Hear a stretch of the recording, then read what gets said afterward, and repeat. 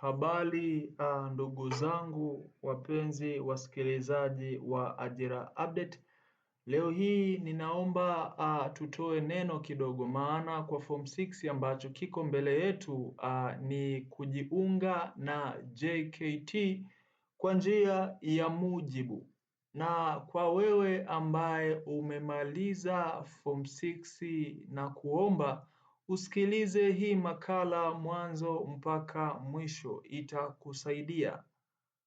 Unayenisikiliza sasa hivi, kama wewe unahitaji kwa baadaye uje ujiunge na jeshi la JW ama kujiunga na vyombo vya ulinzi vya aina yoyote ile, iwe ni polisi, iwe ni jeshi la uhamiaji, iwe ni jeshi la magereza, basi hakikisha usipoteze fursa ya kwenda JKT. Ni muhimu sana kwa mtu ambaye mwenye cheti cha JKT, tunatambua ya kwamba anakuwa na wigo mpana zaidi au ana nafasi pana zaidi ya kujiunga kwenye vyombo vya ulinzi. Tumeshuhudia ya kwamba watu wengi wameomba kuandikishwa jeshini, yani JW, wakati hawana cheti cha JKT na kwao imekuwa ni ngumu sana. Sidhani kama kuna mtu amepigiwa simu na hana cheti cha JKT.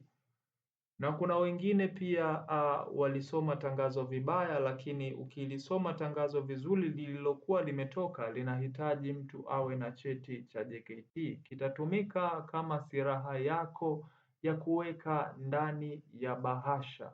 Hivyo basi, kwa form 6 ambayo unanisikiliza na unapenda kujiunga na jeshi la aina yoyote ile, basi tumie hii fursa. Kama jina lako litakuwepo, basi usikatae kwenda jeshini. Nenda, fungua moyo, mafunzo uyapokee kwa moyo mtiifu, ili mwisho wa siku hicho cheti kije kuwa na faida kwako.